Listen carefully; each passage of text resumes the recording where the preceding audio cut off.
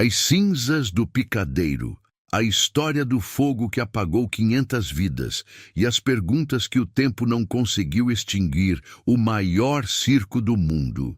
Você já ouviu falar do Gran Circo norte-americano? Provavelmente não. E esse é exatamente o problema, porque o Gran Circo norte-americano foi palco da maior tragédia circense da história do planeta. Não de um país, não de um continente, do planeta inteiro. E ainda assim, hoje, em 2024, poucas pessoas fora do estado do Rio de Janeiro sabem o que aconteceu naquela tarde de domingo, no dia 17 de dezembro de 1961, na cidade de Niterói. 503 pessoas morreram. A maioria delas eram crianças. Mas antes de chegar ao fogo, preciso que você entenda o cenário. Preciso que você feche os olhos e tente imaginar o Brasil de 1961. Um país em ebulição. Um país onde tudo parecia possível e impossível ao mesmo tempo. Era o ano em que Jânio Quadros renunciou à presidência com uma carta misteriosa, culpando forças terríveis, sem nunca explicar quais eram essas forças. Era o ano em que o Muro de Berlim começava a ser erguido, dividindo uma cidade inteira ao meio, como um bisturi, abrindo uma ferida no coração da Europa. Era o ano em que Yuri Gagarin subia aos céus e fazia o homem acreditar que o impossível era apenas uma questão de engenharia e coragem. Era um ano de extremos, de grandezas e de misérias. E foi nesse contexto que o Gran Circo norte-americano chegou a Niterói. Quero que você preste atenção em algo importante logo de início. O circo não era americano.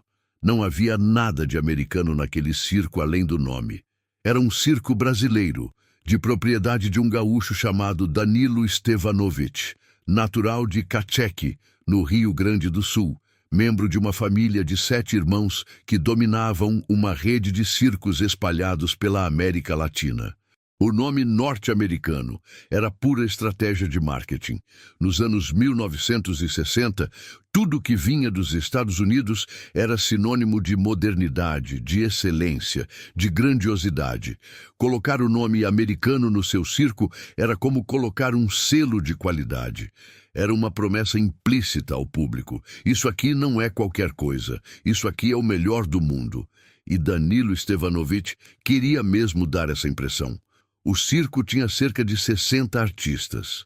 Palhaços, equilibristas, trapezistas, mágicos, acrobatas. Tinha também 150 animais. Leões, tigres, elefantes, cavalos, ursos. Era um espetáculo completo, vasto, pensado para impressionar até mesmo o mais blasé dos espectadores. 20 funcionários permanentes cuidavam da operação dia e noite. E para completar a jogada de marketing, Danilo tinha acabado de comprar uma novíssima lona para cobrir o picadeiro. Uma lona que pesava 6 toneladas. Uma lona feita de nylon, material moderníssimo para a época, algo que os circos tradicionais ainda não usavam. Isso fazia parte da propaganda. Os panfletos distribuídos pelas ruas de Niterói anunciavam com orgulho: tenda de nylon, o material mais moderno do mundo. O público mal sabia o que significava esse detalhe. Mas vamos por partes.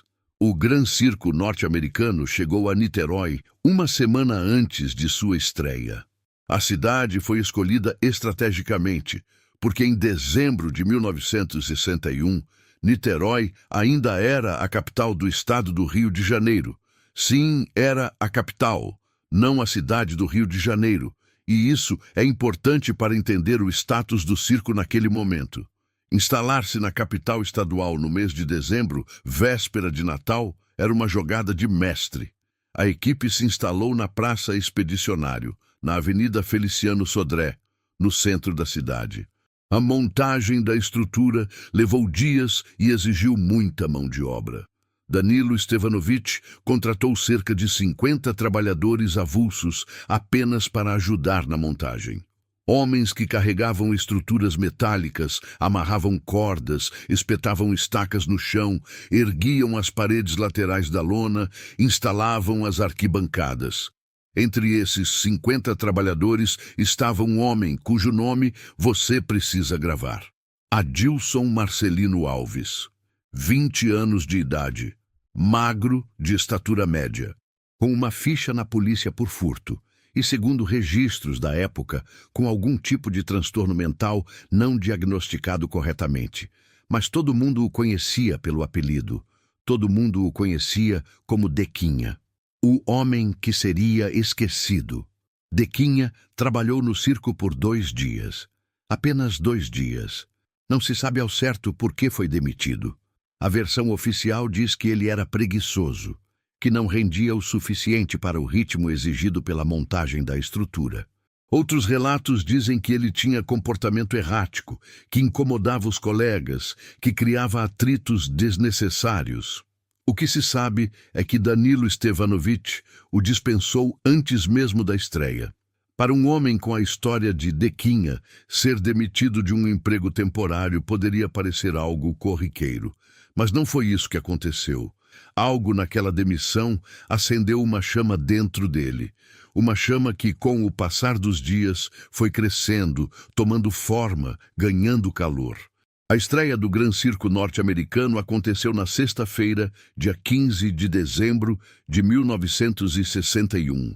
2 dias depois, o circo já estava em toda a boca de Niterói. A novíssima lona de nylon, os animais exóticos, as trapezistas voando pelo ar. O espetáculo era realmente impressionante. As sessões estavam lotadas. No dia 16, sábado, Dequinha foi até os arredores do circo. O que ele foi fazer lá? Talvez tentar ver o espetáculo de graça, espiando pela lateral da lona. Talvez apenas olhar para aquilo que considerava ser de alguma forma seu. Afinal, ele tinha ajudado a montar aquela estrutura. Talvez estivesse alimentando o ressentimento. O que se sabe é que ele encontrou Maciel Felizardo, um arrumador do circo. Os dois trocaram palavras. A discussão escalou. Dequinha acreditava que Maciel tinha sido responsável por sua demissão, que tinha falado mal dele para Danilo. Palavras ásperas foram ditas, e então Maciel agrediu Dequinha fisicamente. Dequinha reagiu, e quando o confronto terminou, ele olhou para o circo, aquela estrutura enorme e colorida, com sua lona de nylon brilhando ao sol do verão carioca, e fez uma promessa. Ele disse que voltaria. Disse que o circo não ficaria de pé. As pessoas que ouviram aquela ameaça provavelmente não levaram a sério. Homens zangados dizem coisas que não cumprem. Era um indivíduo perturbado, demitido, humilhado, o tipo de pessoa que todo mundo descarta como problema menor. Mas no dia seguinte, dia 17 de dezembro de 1961, Dequinha estava determinado. Naquela tarde, ele se reuniu com 2 homens. O primeiro era José dos Santos, conhecido como Pardal, um homem que, pasmem, estava em liberdade condicional temporária. Havia saído da prisão, onde cumpria pena de 10 anos por furto, graças a uma licença concedida pelo diretor do presídio. O segundo era Walter Rosa dos Santos, o Bigode, um morador de rua, alcoólatra, sem perspectivas. Os 3 se encontraram num ponto da cidade conhecido como Ponto de 100 Réis, na divisa do bairro Fonseca com o centro de Niterói. E lá, naquele encontro, foi elaborado o plano. Um plano que, em termos de execução, era brutalmente simples: colocar gasolina e atear fogo na lona do circo. A caminho do circo, foi Bigode quem parou num posto de combustível e comprou 1 litro de gasolina. Apenas 1 litro. 20 cruzeiros. Menos que o ingresso de entrada para o espetáculo. Aqui está um detalhe que preciso que você considere. Bigode, ao comprar a gasolina, já sabia o que estava prestes a acontecer. E ao se aproximar do circo, ele ficou espantado com a multidão. Mais de 3.000 pessoas dentro da lona naquela tarde. Um domingo de dezembro, véspera de Natal, lotação máxima. Bigode tentou convencer Dequinha a desistir. Apontou para a multidão. Disse que haveria mortes. Disse que era loucura. Mas Dequinha estava irredutível. Havia algo que, segundo ele, Danilo Stevanovich devia a ele. Uma dívida que só poderia ser paga com destruição. Bigode jogou a gasolina na lona.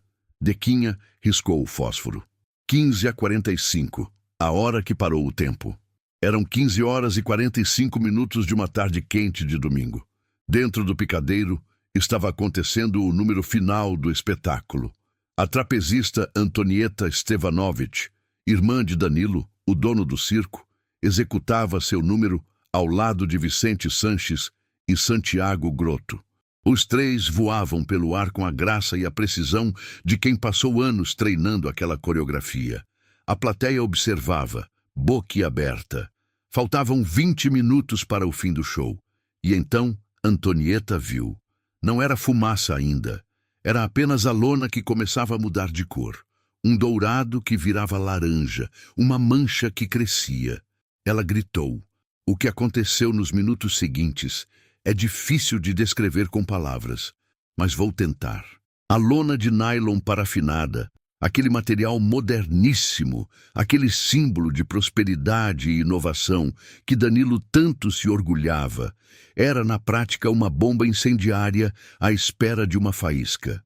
O nylon derretia em gotículas de fogo líquido que caíam sobre as pessoas.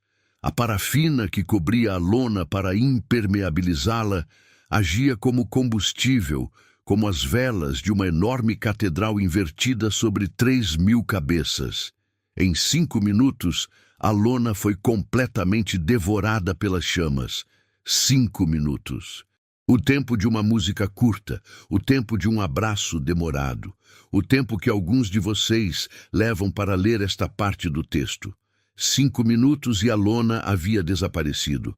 Mas o que realmente matou as pessoas não foi apenas o fogo, foi o caos.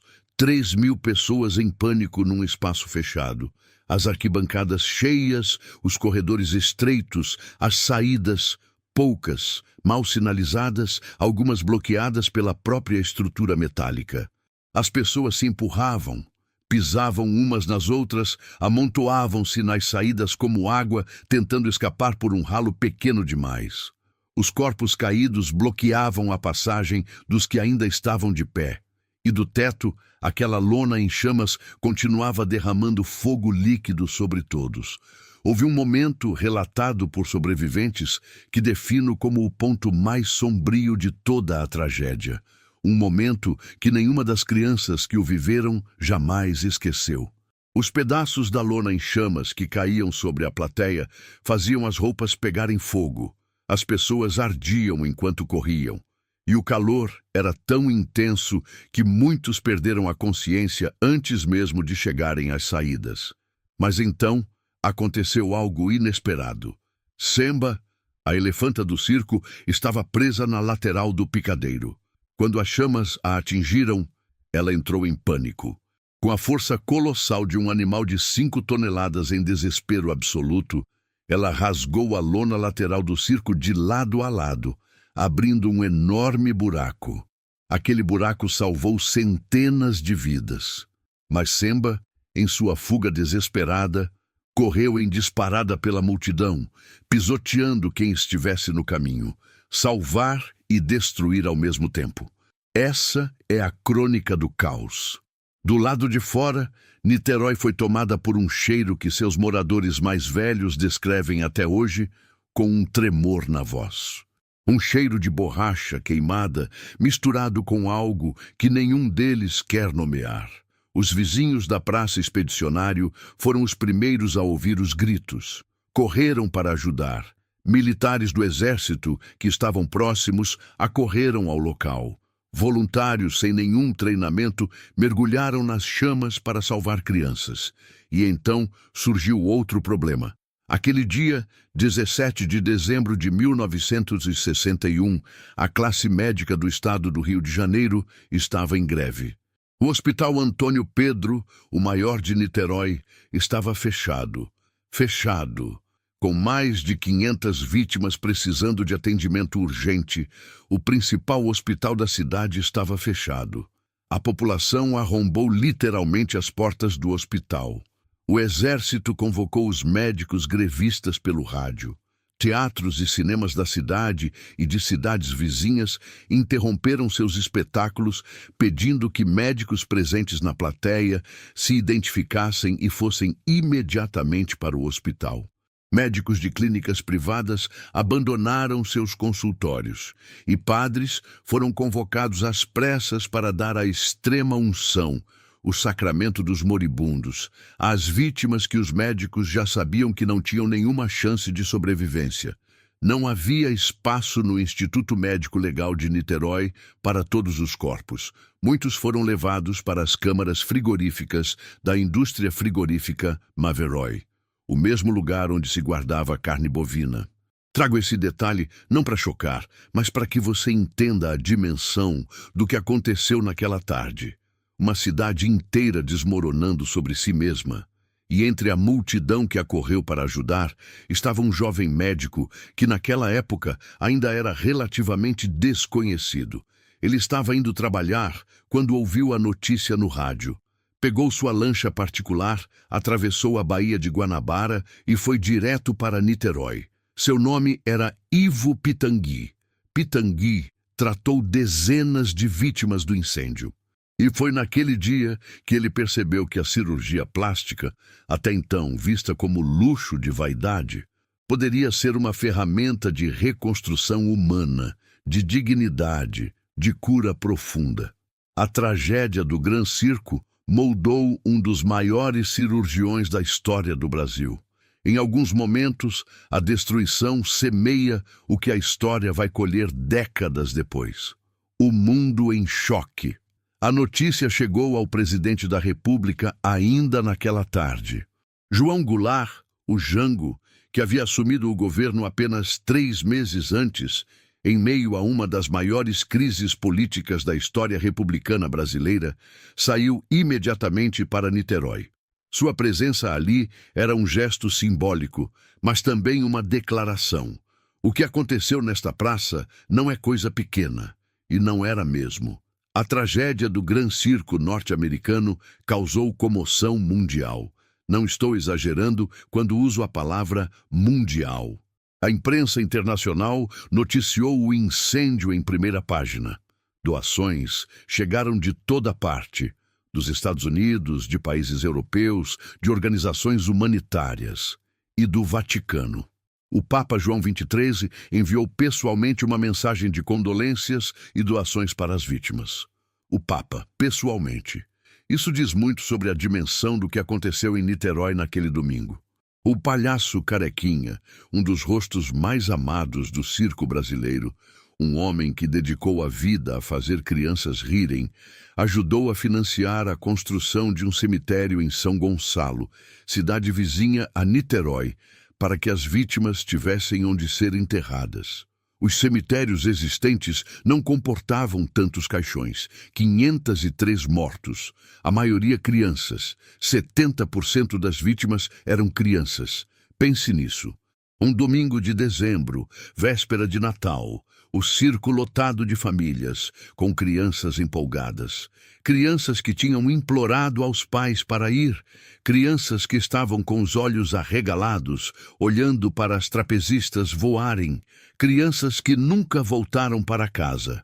Muitas famílias nunca encontraram os corpos de seus filhos. Nos dias seguintes ao incêndio, circos, cinemas e teatros de Niterói, do Rio de Janeiro e de outras cidades da região cancelaram seus espetáculos como gesto de luto. O estado inteiro estava paralisado de dor.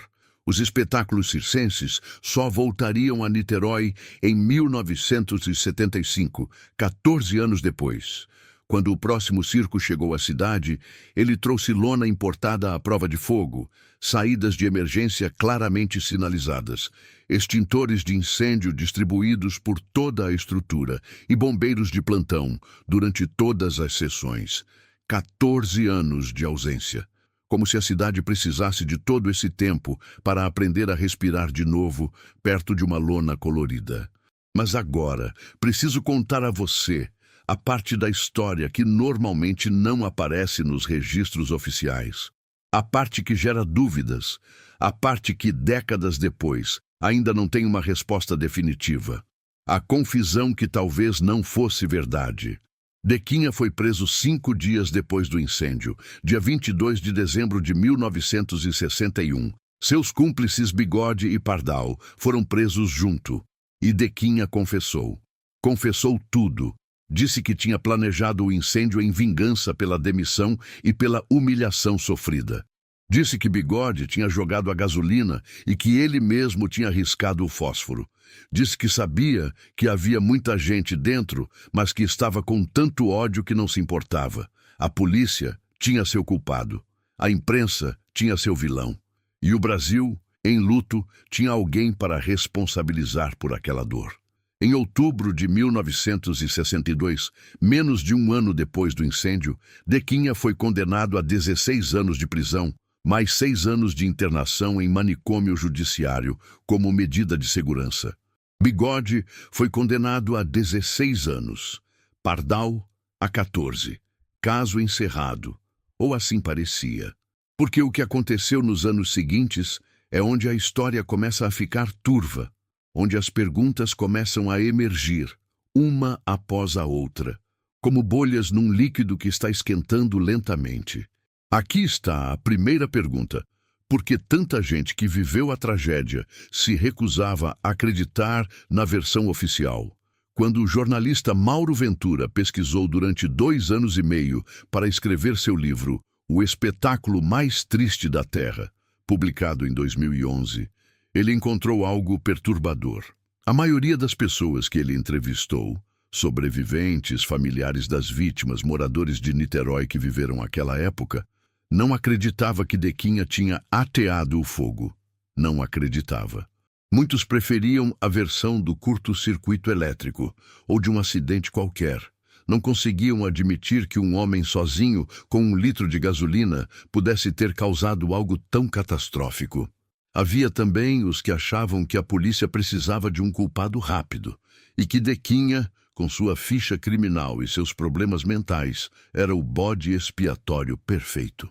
Mas então surge a segunda pergunta, ainda mais incômoda.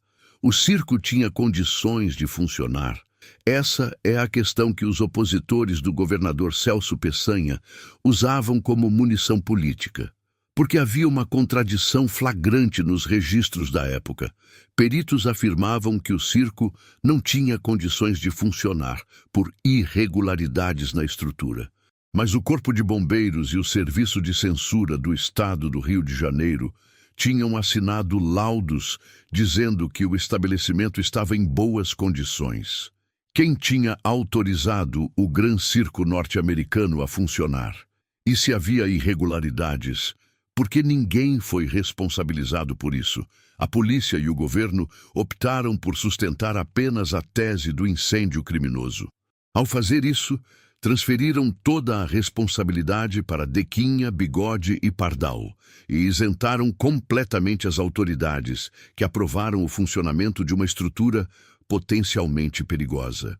E aqui está a terceira pergunta, a mais sombria de todas. Aquele era o terceiro circo dos irmãos Stevanovich que pegava fogo. O terceiro. Antes do Gran Circo norte-americano, 2 outros circos pertencentes à família tinham sido destruídos por incêndio. O Buffalo Bill Circus e o Shangri-La Circus. 2 incêndios anteriores. E depois o Gran Circo norte-americano. Coincidência ou algo mais? Ninguém investigou esse padrão seriamente na época. Ninguém fez a pergunta óbvia. O que havia em comum nos 3 incêndios? Havia seguro? A família havia lucrado com as perdas anteriores?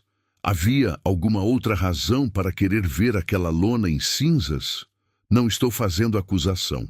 Estou fazendo as perguntas que a investigação da época deveria ter feito e não fez. E preciso trazer um 4º elemento nessa história, a confissão de Bigode. Dequinha confessou espontaneamente. Mas Bigode, num primeiro momento, se declarou inocente, negou tudo e só se declarou culpado após um depoimento na Delegacia de Ordem Política e Social. A infame DOPS, órgão notório por seus métodos de interrogatório que incluíam tortura física e psicológica.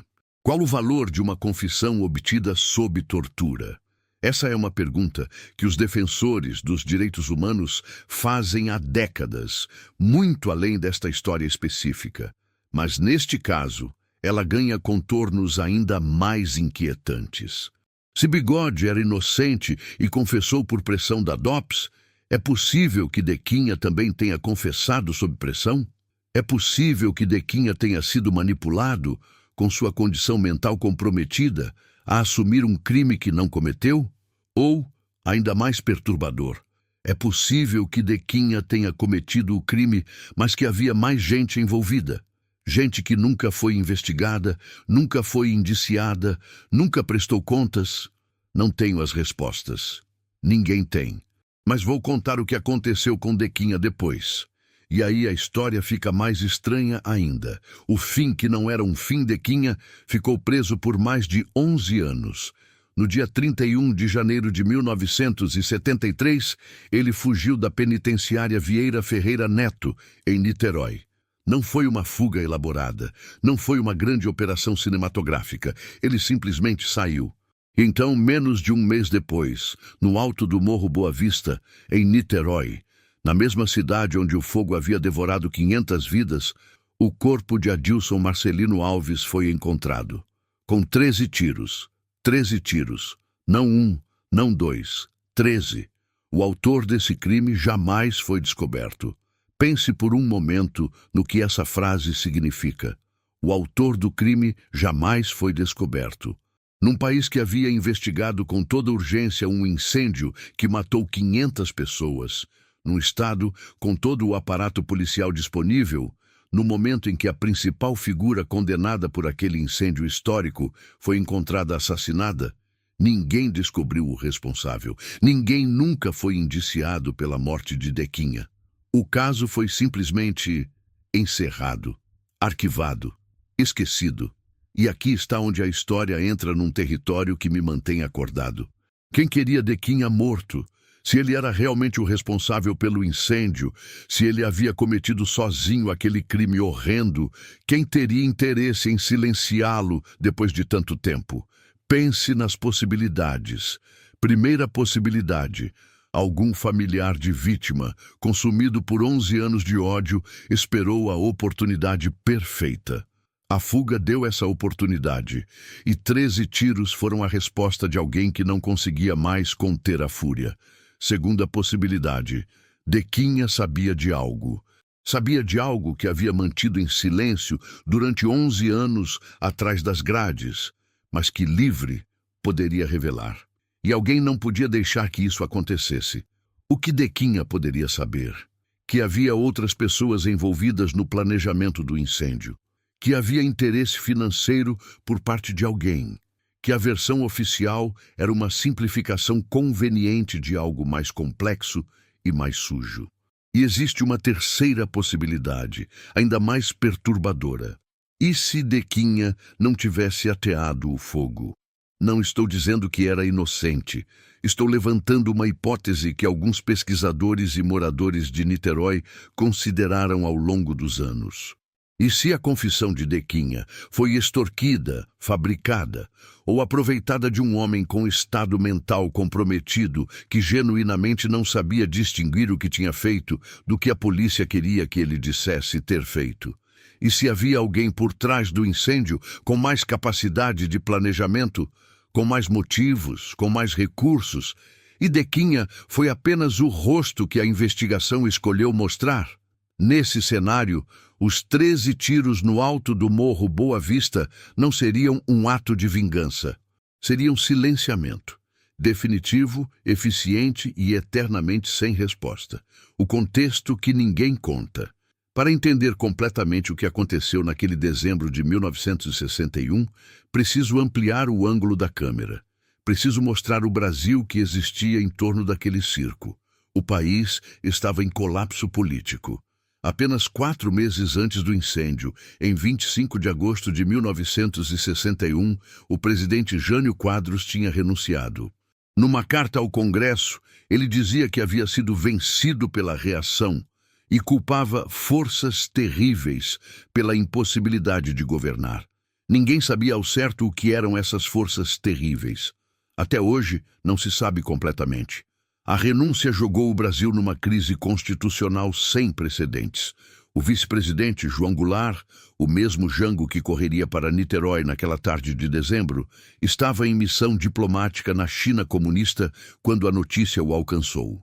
E os ministros militares decidiram que não poderiam deixar um trabalhista com simpatias de esquerda assumir a presidência. Eles tentaram impedi-lo. Ameaçaram bombardear o Palácio Piratini, sede do governo gaúcho, onde o governador Leonel Brizola liderava a resistência civil e militar contra o golpe. O Brasil esteve a horas de uma guerra civil, isso em agosto. Em dezembro, quando o circo pegou fogo, o Brasil tinha apenas 3 meses de governo de João Goulart. Um governo que chegou ao poder sob protesto dos militares dentro de um acordo parlamentarista que lhe tirava grande parte dos poderes. Um governo sob pressão constante, com o fantasma do golpe sempre rondando. E no dia em que 500 pessoas morreram num circo em Niterói, os médicos estavam em greve. Os médicos do estado do Rio de Janeiro estavam em greve. Essa greve não era coincidência com o incêndio. Estava acontecendo independentemente, por motivos trabalhistas legítimos. Mas ela criou um cenário de catástrofe dentro da catástrofe. Sem o principal hospital de Niterói funcionando, centenas de pessoas que poderiam ter sobrevivido morreram por falta de atendimento adequado nos primeiros minutos.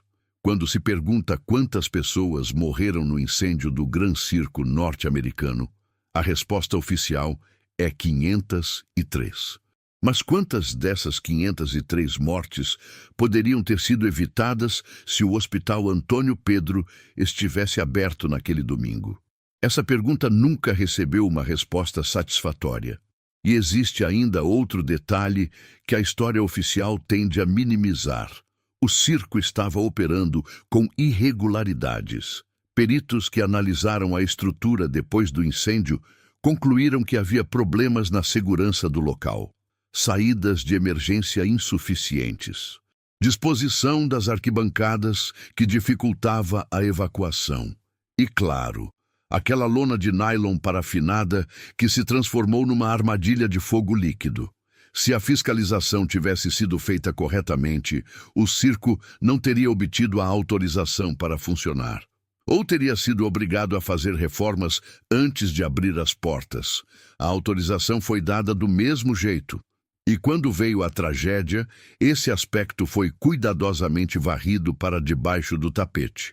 A narrativa oficial transformou tudo em crime de vingança pessoal, o que convenientemente isentava as autoridades de qualquer responsabilidade. Dequinha tornou-se o único culpado. Uma empresa inteira, um sistema de fiscalização inteiro, uma greve que fechou hospitais no pior momento.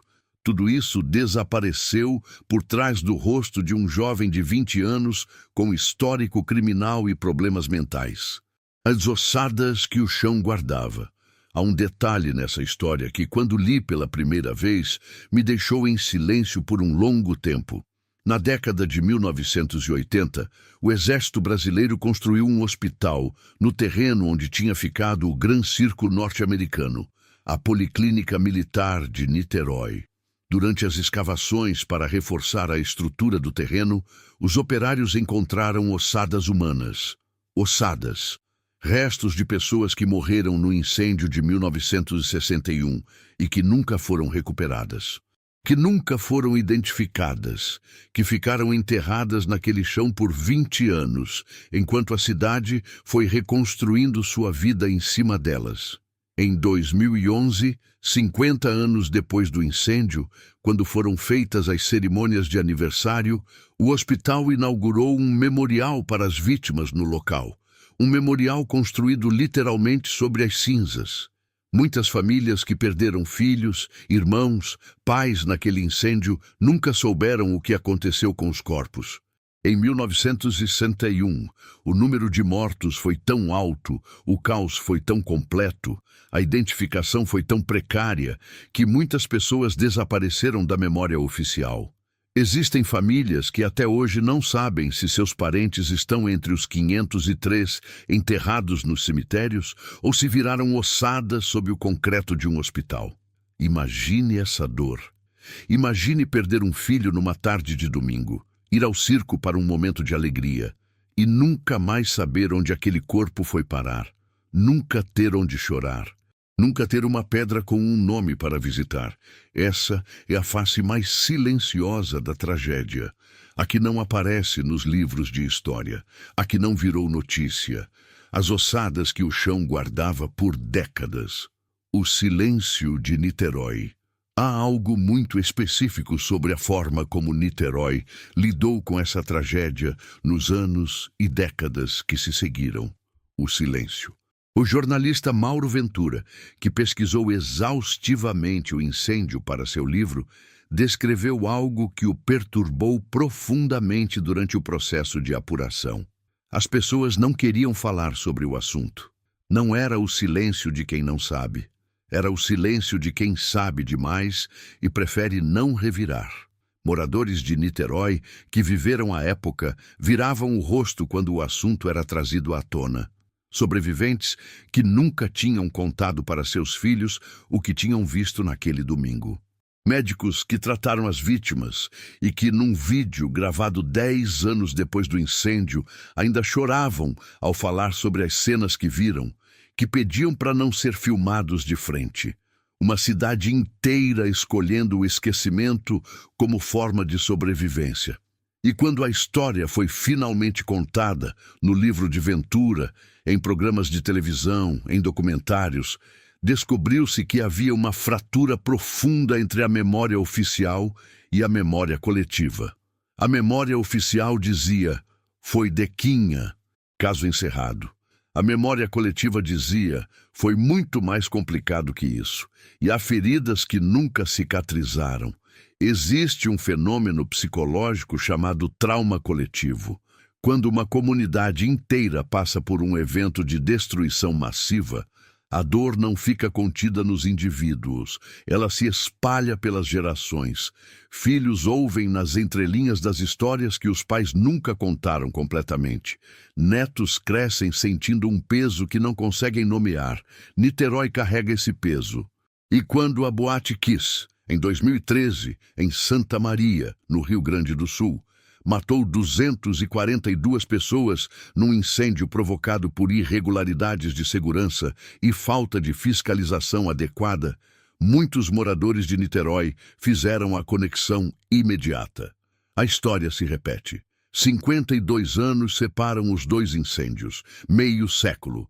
Tempo suficiente para que toda uma geração nasça, cresça e tenha seus próprios filhos.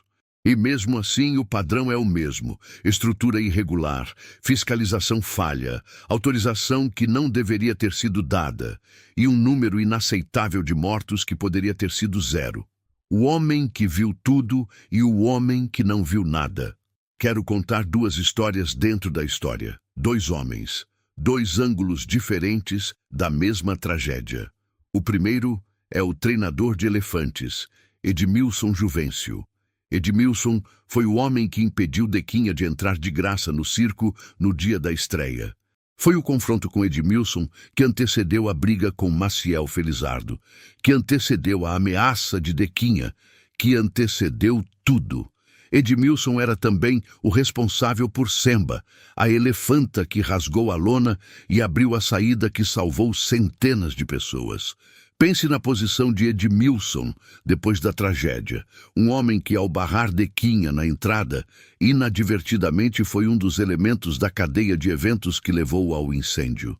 E, ao mesmo tempo, um homem cujo animal de estimação abriu literalmente o caminho para que centenas de sobreviventes escapassem. Culpa e salvação misturadas da forma mais cruel possível. O segundo homem é Danilo Stevanovic, o dono do circo.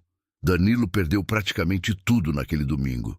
Seu circo, seus animais, parte de sua família. Sua irmã Antonieta era trapezista e estava no picadeiro quando o fogo começou, embora tenha sobrevivido.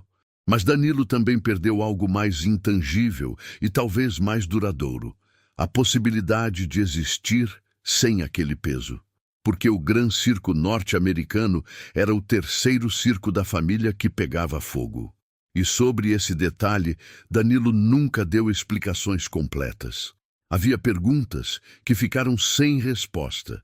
Perguntas sobre as condições da lona, sobre a ausência de saídas de emergência adequadas, sobre a autorização de funcionamento num circo com irregularidades. Danilo dizia que só mesmo um crime poderia explicar o que aconteceu. E tecnicamente ele estava certo. Havia um crime. Dequinha confessou. Mas havia também negligência. E a linha entre negligência e cumplicidade é às vezes muito mais tênue do que gostaríamos de admitir. O que o fogo deixou? Deixe-me falar sobre o que essa tragédia transformou no Brasil. Porque apesar de tudo que foi perdido naquele domingo, as 503 vidas, a inocência de uma cidade, a confiança de uma geração, alguma coisa emergiu daquelas cinzas. Ivo Pitangui. Já mencionei esse nome antes, mas preciso voltar a ele. Naquele domingo de dezembro, Pitangui era um jovem cirurgião professor da PUC-RJ. Atravessou a Baía de Guanabara numa lancha e passou horas e horas operando vítimas com queimaduras severas. O que ele viu naquele hospital transformou sua concepção de medicina. Vítimas de queimaduras graves ficam com cicatrizes que não são apenas estéticas. São cicatrizes que contraem a pele, que limitam movimentos, que causam dor crônica, que alteram permanentemente a forma como uma pessoa se move pelo mundo. E havia crianças entre aquelas vítimas. Crianças que precisariam passar anos, talvez décadas, tentando reconstruir não apenas seus corpos, mas sua relação com o espelho e com o mundo. Pitangui percebeu que a cirurgia plástica era, antes de qualquer outra coisa, uma cirurgia de humanidade. Uma cirurgia que devolvia às pessoas a possibilidade de existir sem vergonha, sem dor constante, sem o trauma visível estampado permanentemente na pele. Ele tratou vítimas do incêndio por anos e as técnicas que desenvolveu para reconstruir rostos e corpos queimados tornaram-se a base de uma metodologia que transformou a cirurgia plástica brasileira em referência mundial. O Brasil, que hoje é reconhecido internacionalmente por suas técnicas de cirurgia plástica, deve muito, muito mais do que se costuma reconhecer, àquelas crianças que saíram das chamas do Gran Circo norte-americano. Há outras transformações. A regulamentação de segurança em espaços de espetáculo público foi reformulada depois de 1961. Não suficientemente, como o incêndio da Boate Kiss em 2013 provaria, mas houve avanço. A exigência de saídas de emergência, a proibição de certos materiais inflamáveis, a necessidade de laudos mais rigorosos do Corpo de Bombeiros, tudo isso foi influenciado em algum grau pelo que aconteceu naquela praça em Niterói. E há o legado cultural. Mauro Ventura passou 2 anos e meio pesquisando e escrevendo sobre o incêndio. Seu livro ganhou o Prêmio Jabuti, o mais importante da literatura brasileira. O programa Linha Direta, da Rede Globo, fez um episódio reconstruindo os eventos. Documentários foram produzidos. Niterói, aos poucos, foi encontrando formas de honrar a memória das vítimas em vez de simplesmente enterrá-la. O memorial no terreno da Policlínica Militar, inaugurado em 2011, 50 anos depois da tragédia, foi um passo importante. Um espaço físico de luto e memória, onde as famílias que perderam alguém naquele domingo pudessem finalmente ter um lugar para ir. As perguntas que o tempo não respondeu. Chegamos ao fim da narrativa. Mas não chegamos ao fim das perguntas. E eu acho que é importante deixar essas perguntas abertas para você. Porque elas não são apenas sobre o Gran Circo norte-americano. São sobre como as tragédias coletivas são construídas, narradas, julgadas e lembradas. Primeira questão: quem é o verdadeiro responsável por uma tragédia como essa? É simples demais apontar apenas Dequinha. Ele foi aparentemente a centelha que ateou o fogo. Mas o ambiente que tornou possível que 503 pessoas morressem num incêndio de 5 minutos tinha sido construído por muitas outras mãos. A lona inadequada, a falta de saídas de emergência, a autorização irregular, a greve dos médicos, a precariedade do sistema de saúde, a ausência de um plano de evacuação. Cada um desses fatores é uma responsabilidade, e cada uma dessas responsabilidades tem um rosto por trás, mas esses rostos nunca foram fotografados nas páginas dos jornais. Nunca foram levados a julgamento. Segunda questão: o que a história de Dequinha nos diz sobre como tratamos pessoas com vulnerabilidades sociais e psicológicas? Um jovem de 20 anos, com problemas mentais não tratados, com ficha criminal, sem perspectiva, humilhado e agredido. Isso não justifica nada. Não justifica o incêndio, não justifica o assassinato de crianças, mas provoca uma questão legítima. O que a sociedade estava fazendo com homens como Dequinha muito antes daquele domingo? A tragédia não começou em 17 de dezembro de 1961. Ela começou muito antes, nas decisões que não foram tomadas, nas redes de proteção que não existiam, no abandono de quem já estava sendo deixado para trás muito antes de riscar um fósforo. Terceira questão: o que os 13 tiros no alto do Morro Boa Vista tentavam apagar? Essa é a pergunta que mais me persegue. Porque no universo de possibilidades, a resposta que mais faz sentido e que ao mesmo tempo mais perturba é a de que havia algo a esconder. Não necessariamente que Dequinha era inocente. Talvez ele fosse mesmo culpado, mas talvez ele soubesse de coisas que comprometiam outras pessoas. Talvez solto ele fosse falar, e alguém não podia deixar que isso acontecesse. Esse alguém nunca foi encontrado. Esse alguém, se ainda vivo, morreu com o segredo. Quarta questão: por que esquecemos? O incêndio do Gran Circo norte-americano foi a maior tragédia em número de vítimas da história do Brasil. Maior que o incêndio do edifício Joelma, em 1974, com 189 mortos. Maior que a tragédia da Boate Kiss, em 2013, com 242 mortos. A maior tragédia circense da história do mundo. E, no entanto, fora do estado do Rio de Janeiro, pouquíssimas pessoas sabem que isso aconteceu. Por quê? Não tem uma resposta definitiva, mas tem uma suspeita. Aconteceu num domingo de dezembro de 1961, num Brasil em crise política severa. O país estava com os olhos voltados para Brasília, para a renúncia de Jânio, para a chegada de Jango, para o fantasma do golpe militar. O incêndio do circo foi uma tragédia enorme, que aconteceu num momento em que o país mal conseguia respirar entre uma crise e outra. E Niterói, que escolheu o silêncio como forma de sobreviver à dor, não forçou a memória nacional a preservar o que ela própria queria enterrar. O esquecimento coletivo não é neutro, ele sempre serve a alguém, o que o espetáculo escondia. Quero voltar a um ponto que mencionei antes, mas que merece um capítulo próprio, a questão do nome. Gran Circo norte-americano.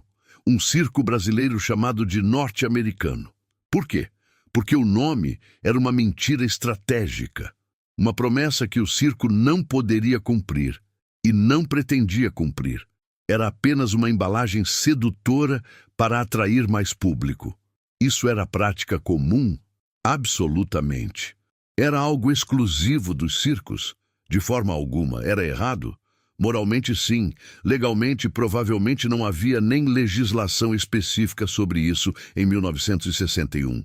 Mas existe algo simbolicamente pesado nessa mentira em particular. Porque aquela lona que prometia ser o material mais moderno do mundo, o nylon, o futurístico nylon, era o mesmo material que transformou o circo numa armadilha de fogo. A modernidade como isca, a inovação como armadilha. O nome norte-americano evocava sonhos americanos, prosperidade americana, a era dourada do pós-guerra em que o Brasil inteiro queria acreditar. Era o Brasil de Juscelino Kubitschek, os 50 anos em 5, a inauguração de Brasília, a Bossa Nova. Um país que queria ser grande, que acreditava que podia dar um salto enorme para o futuro. E o Gran Circo norte-americano era, nesse sentido, um espelho perfeito daquele Brasil, cheio de ambição, cheio de promessas e com uma estrutura que não suportava o peso do que estava sendo prometido. A lona de nylon parafinada, a autorização de funcionamento irregular, os 3 circos queimados. O que estava sendo construído para impressionar tinha fundações de papel. E quando o fogo tocou o papel, levou 503 pessoas consigo. O dia que poderia ter sido diferente. Gosto de fazer um exercício mental às vezes. Um exercício cruel, mas necessário. Ponto 1. Se Danilo Stevanovic não tivesse demitido Dequinha. Dequinha trabalharia mais 2 ou 3 dias na montagem, receberia o salário combinado e iria embora. Sem ressentimento acumulado, sem vingança a cumprir. Ponto 2. Se alguém tivesse levado a sério a ameaça de Dequinha na noite do dia 16, ele havia dito claramente que voltaria. Havia testemunhas. Uma simples ligação para a polícia poderia ter resultado em sua detenção preventiva antes do domingo. Ponto 3. Se a lona fosse de material ignífugo, em 1961, existiam materiais menos inflamáveis disponíveis. Eram mais caros, mas existiam. Se Danilo tivesse escolhido segurança em vez de modernidade marqueteira, o fogo de Dequinha poderia ter sido controlado em segundos por um extintor. Ponto 4. Se houvesse saídas de emergência adequadas. Parte significativa das 503 mortes foi causada não pelas chamas em si, mas pelo esmagamento e pisoteamento durante a fuga. Com saídas adequadas, distribuídas corretamente, muitas dessas mortes teriam sido evitadas. Ponto 5. Se o Hospital Antônio Pedro não estivesse em greve. Centenas de pessoas que chegaram vivas ao hospital com queimaduras severas morreram nas horas seguintes sem o atendimento adequado que um hospital em funcionamento pleno poderia ter oferecido. 5 pontos de intervenção possível. 5 momentos em que a história poderia ter tomado outro caminho. 5 oportunidades em que o fim poderia ter sido diferente. E nenhuma dessas 5 oportunidades foi aproveitada. Não porque as pessoas fossem monstros, mas porque as pessoas eram humanas. Porque o dono do circo pensou que economizar na segurança estava sendo esperto. Porque quem ouviu a ameaça de Dequinha achou que era apenas palavras de bêbado raivoso. Porque a greve tinha razões legítimas e ninguém sabia que aquele domingo ia ser diferente de todos os outros domingos. A tragédia é quase sempre a soma de escolhas individuais que pareciam razoáveis no momento em que foram feitas. Esse é o aspecto mais perturbador de tudo isso. O circo continua. Deixa eu te contar como o Brasil lida com circo até hoje. O circo é uma das formas mais antigas de espetáculo coletivo que a humanidade inventou. Antes do cinema, antes da televisão, antes do streaming, havia o circo. Havia as pessoas sentadas em círculo em torno de um picadeiro, olhando para malabaristas, para domadores, para trapezistas. Havia o cheiro de capim e animal. Havia o palhaço que fazia todo mundo rir ao mesmo tempo. O circo é, de certa forma, um dos inventos mais democráticos que existem. Rica ou pobre, velha ou criança, do interior ou da capital, todo mundo ri do mesmo palhaço, todo mundo prende a respiração no mesmo salto mortal. Niterói levou 14 anos para deixar um circo montar sua lona na cidade novamente.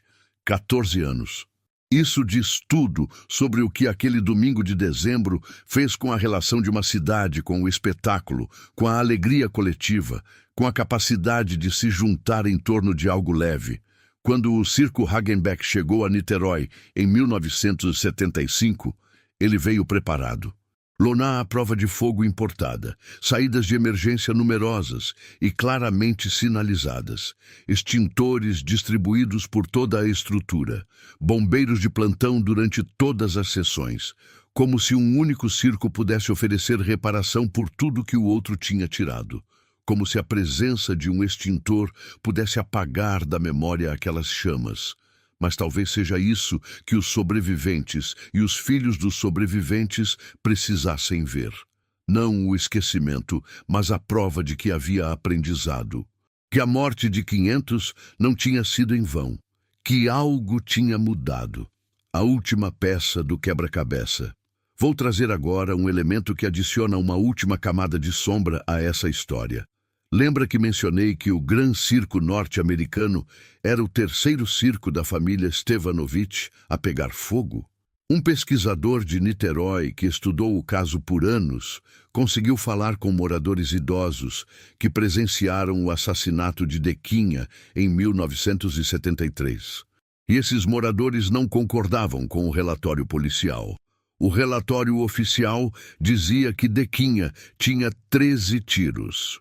Alguns testemunhos falam em 2 tiros, um pelas costas e outro na nuca. Execução estilo, o tipo de morte que profissionais cometem, não o tipo de morte que uma família em desespero improvisa. Essa distinção importa. 13 tiros dispersos podem ser a obra de alguém em fúria. 2 tiros calculados, um nas costas, um na nuca para confirmar, são a marca de alguém que sabe o que está fazendo. Alguém para quem matar não é novidade. O pesquisador também levantou questionamentos sobre os incêndios anteriores nos circos Stevanovich. Se havia padrão, se havia interesse financeiro, se havia seguro, se as investigações anteriores tinham encontrado algo relevante que foi arquivado. Não conseguiu respostas completas, porque os arquivos estavam incompletos. Porque muitas das pessoas envolvidas já tinham morrido. Porque ninguém, em 1961, achou que valia a pena investigar os 2 circos anteriores quando havia um culpado confesso para o incêndio atual. E porque no Brasil de 1961, numa sociedade à beira de um golpe militar, com um presidente contestado, com uma crise política que dominava todos os noticiários, um incêndio de circo, por mais devastador que fosse, não era prioridade de investigação aprofundada. Dequinha confessou. O caso foi fechado. E os 13 tiros, 12 anos depois, fecharam o último capítulo que poderia ter sido aberto. O que significa lembrar? Há uma frase que continua a me visitar enquanto escrevo sobre isso. A história do incêndio do Gran Circo norte-americano rendeu ao escritor o prêmio Jabuti. E ainda assim, poucas pessoas fora do estado do Rio de Janeiro sabem que ele aconteceu. 100% brasileira. A maior tragédia circense do planeta. E esquecida por boa parte do país onde aconteceu. O que isso diz sobre como construímos memória? Existe uma teoria histórica que afirma que as tragédias coletivas são lembradas ou esquecidas de acordo com sua utilidade política. Uma tragédia que serve a uma narrativa de heroísmo, de resistência, de luta por direitos, é preservada, celebrada, transformada em símbolo. Uma tragédia que não serve a nenhuma narrativa conveniente, que é apenas dor pura, confusa, sem lição clara, sem herói óbvio, essa tende a ser esquecida. O incêndio do Gran Circo norte-americano é dor pura, confusa, sem herói óbvio. Há um dono de circo que economizou na segurança. Há autoridades que assinaram laudos que não deveriam ter sido assinados. Há um jovem perturbado que transformou vingança pessoal em massacre. Há uma greve legítima que aconteceu no pior momento. Há um sistema de saúde inadequado. Há 13 tiros numa noite de 1973 que nunca foram explicados. Não há como transformar isso numa narrativa limpa. Não há como tirar uma lição simples e reconfortante. E talvez seja exatamente por isso que precisa ser contada. As histórias mais importantes não são sempre as mais claras. Às vezes a história mais importante é a mais turva, a mais cheia de lama e cinzas e perguntas sem resposta. Porque é nessas histórias que vivemos de verdade. não nos contos com morais bem definidas, mas na confusão real de causas e consequências, de culpas distribuídas, de sistemas que falharam e de pessoas que pagaram o preço que outros deveriam ter pago. Os sobreviventes que nunca foram contados. Existe uma categoria de vítima que raramente aparece nas estatísticas: os sobreviventes. Os 503 mortos têm seus nomes registrados, na maioria dos casos, ao menos. Mas quantas pessoas saíram daquele circo vivas e carregaram o peso disso pelo resto das vidas? Os cálculos da época falam em mais de 800 feridos com queimaduras severas que precisaram de hospitalização. Desses, muitos não sobreviveram às primeiras horas, mas centenas sobreviveram. E depois, Ivo Pitangui tratou muitos deles por anos. A Santa Casa em São Paulo recebeu parte das vítimas para cirurgias reconstrutivas que duraram décadas.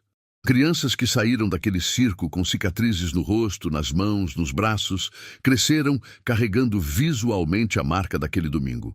Imagine ser essa criança, crescer em 1962, 1965, 1970, em cada sala de aula, em cada roda de amigos, em cada espelho, aquela memória gravada na pele.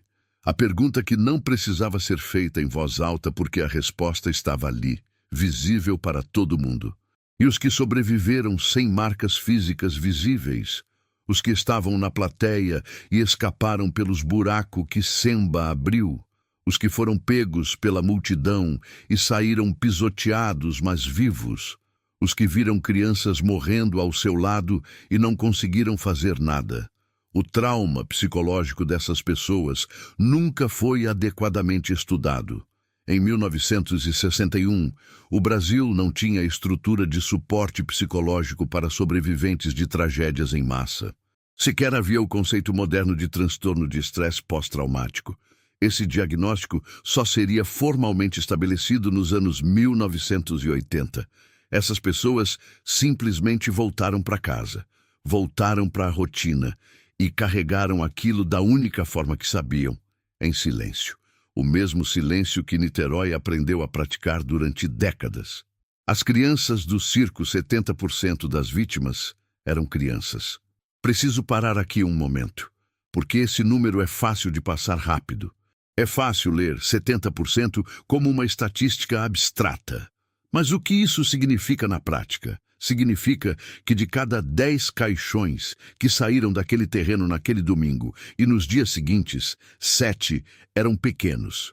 Significa que entre os corpos que não couberam no Instituto Médico Legal e foram para as câmaras frigoríficas do frigorífico vizinho, a maioria eram crianças. Significa que o palhaço Carequinha, ao ajudar a financiar um cemitério em São Gonçalo para enterrar as vítimas, porque os cemitérios existentes não comportavam tantos caixões, estava financiando um cemitério cheio principalmente de crianças. Carequinha era um palhaço. Passou a vida profissional fazendo crianças rirem e foi obrigado a ajudar a construir um lugar para enterrar crianças mortas num circo. A crueldade específica desse detalhe me afeta cada vez que volto a ele. E era dezembro, véspera de Natal. Muitas das crianças que foram ao circo naquele domingo provavelmente tinham ido como presente antecipado. Você se comportou tão bem esse ano? Vamos ao circo no domingo. Aquele espetáculo era, para muitas famílias, o presente de Natal. O Natal daquele ano em Niterói foi diferente de qualquer outro Natal que a cidade já tinha vivido, e nunca mais seria igual.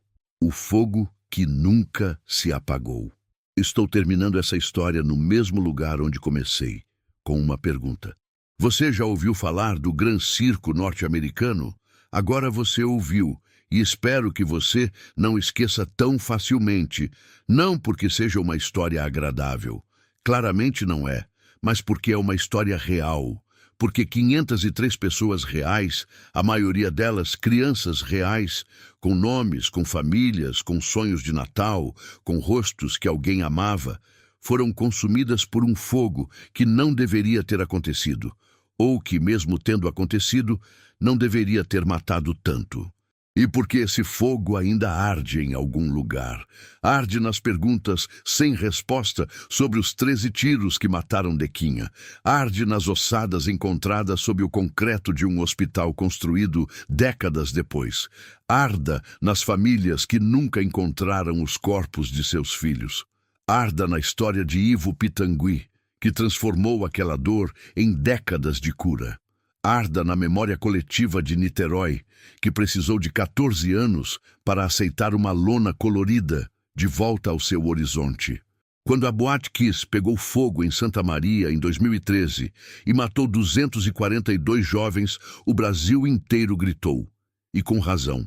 Era uma tragédia absurda, evitável, resultado de irregularidades criminosas e falta de fiscalização, exatamente como 1961. A diferença é que em 2013 havia câmeras de celular, redes sociais, velocidade de informação que não existia em 1961. A diferença é que 2013 é recente o suficiente para que as pessoas ainda sentam a urgência, mas a mesma história, a mesma negligência, a mesma equação perversa em que o custo de não cumprir as normas de segurança é menor do que o custo de cumpri-las, até o dia em que deixa de ser. O Brasil não aprendeu a lição do Gran Circo norte-americano.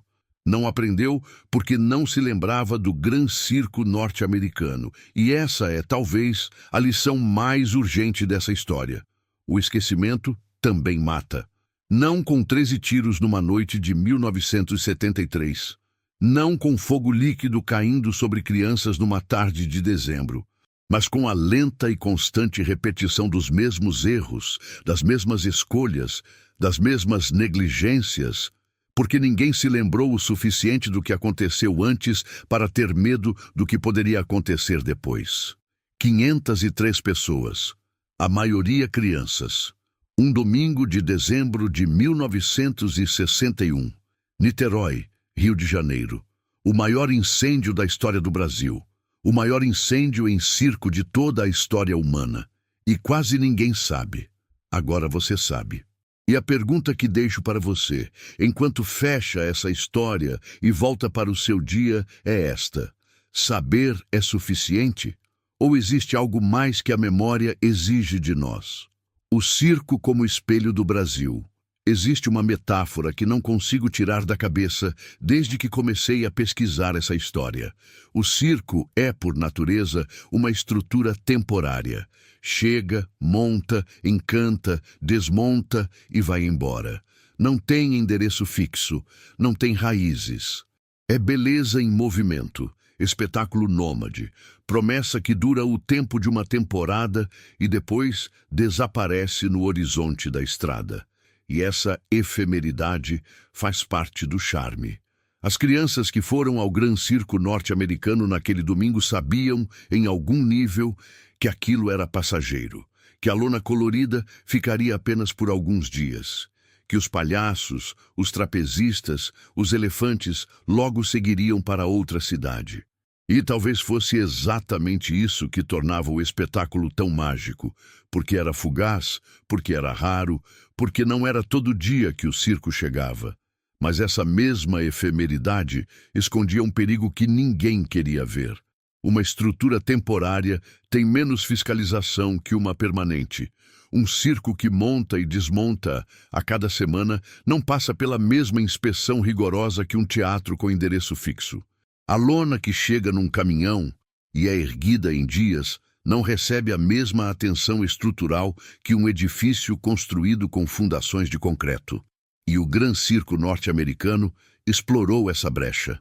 A lona de nylon parafinada era mais barata que alternativas mais seguras.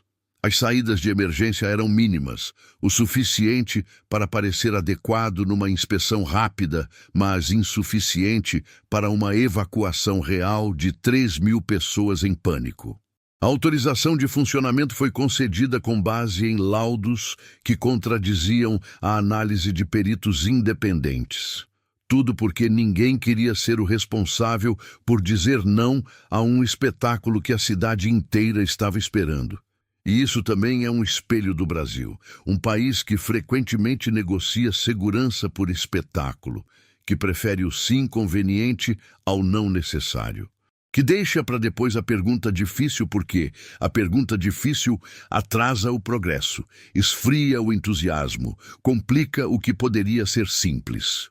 Em 1961, o Brasil queria acreditar no progresso.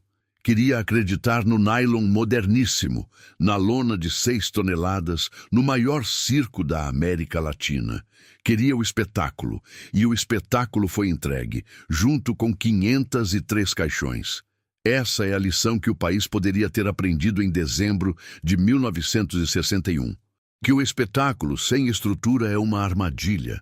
Que o progresso sem segurança não é progresso. É uma aposta com as vidas de quem confia em você. Que dizer não a tempo é infinitamente mais humano do que lamentar depois. O Brasil não aprendeu essa lição em 1961. Precisou de mais mortes, mais incêndios, mais sábados fatais e mais domingos de choro para continuar tentando aprender. E ainda está tentando. A pergunta que fica, crua e desconfortável como fumaça nos pulmões, é: quantas lições ainda faltam? Os fatos centrais desta história são reais e documentados. O Gran Circo norte-americano existiu e se instalou em Niterói em dezembro de 1961. O incêndio aconteceu no dia 17 de dezembro de 1961, às 15h45. 503 pessoas morreram. 70% eram crianças. A lona era de nylon parafinado, material altamente inflamável. Adilson Marcelino Alves, o Dequinha, confessou e foi condenado a 16 anos de prisão. Dequinha fugiu da prisão em 31 de janeiro de 1973 e foi encontrado morto com múltiplos tiros no alto do Morro Boa Vista, em Niterói. O assassino jamais foi identificado. Era o terceiro circo da família Stevanovich a pegar fogo. O Hospital Antônio Pedro estava em greve no dia do incêndio. Ivo Pitangui tratou vítimas do incêndio e desenvolveu técnicas de cirurgia reconstrutiva que moldaram sua carreira. Ossadas foram encontradas décadas depois, durante escavações no terreno onde ficava o circo. Circos só voltaram a Niterói em 1975. O Papa João XXIII enviou condolências e doações. O palhaço Carequinha ajudou a financiar a construção de um cemitério para as vítimas. O livro O Espetáculo Mais Triste da Terra, de Mauro Ventura, Companhia das Letras 2011, é a pesquisa mais completa disponível sobre o tema e ganhou o Prêmio Jabuti. As reflexões, análises, hipóteses sobre motivações e as perguntas sem resposta são parte da narrativa interpretativa desta história, baseadas nos registros disponíveis, nos conflitos entre versões e nos questionamentos levantados por pesquisadores e sobreviventes ao longo dos anos, baseado em fatos reais ocorridos em 17 de dezembro de 1961. Niterói, Rio de Janeiro, Brasil. Se você não segue nosso canal, aproveite para inscreve-se, curte TR e comentar. Até a próxima história.